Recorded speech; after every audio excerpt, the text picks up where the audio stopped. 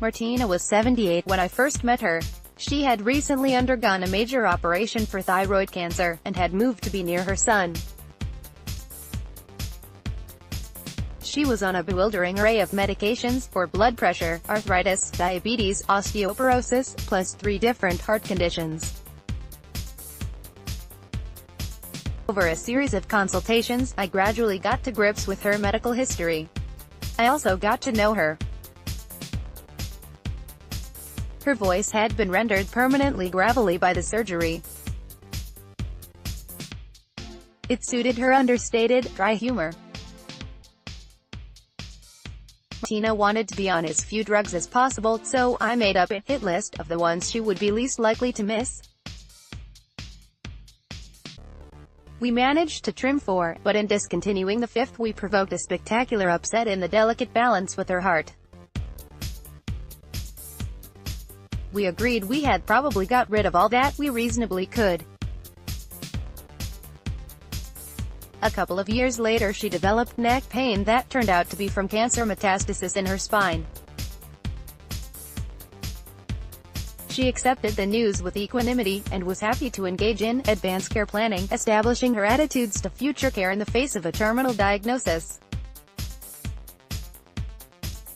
She had no hesitation in deciding against cardiopulmonary resuscitation (CPR) in the event of a natural death. Over the next year, Martina's cancer deposits showed little progression. In fact, it was her ailing heart that was causing increasing problems, fatigue, breathlessness and disturbed sleep. With that and her worsening arthritis, she was no longer able to get out of the house. I began to visit her at home. She remained mentally sparky, and I enjoyed our conversations, but it was sad to witness her physical decline. One weekend, she had a heart attack. Alone and in pain, she dialed 999, and shortly after opening the door to the paramedics she collapsed and died. There should have been a "Do Not Attempt Resuscitation" (DNAR) flag on her ambulance service records, but it had failed to migrate during a system change. She had a paper DNAR notice stuck to her fridge door. The paramedics never saw it. They launched straight into CPR and, amazingly, Martina became one of the 10% of patients to be successfully brought back from an out-of-hospital cardiac arrest. I visited Martina after she had been discharged. I asked how she felt about being resuscitated against her wishes. She was sitting across from me in her lounge, bathed in the spring sunlight streaming through her window.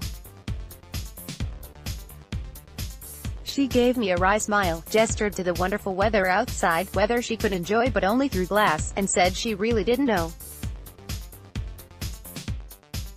Over the ensuing couple of months her heart failure progressed relentlessly.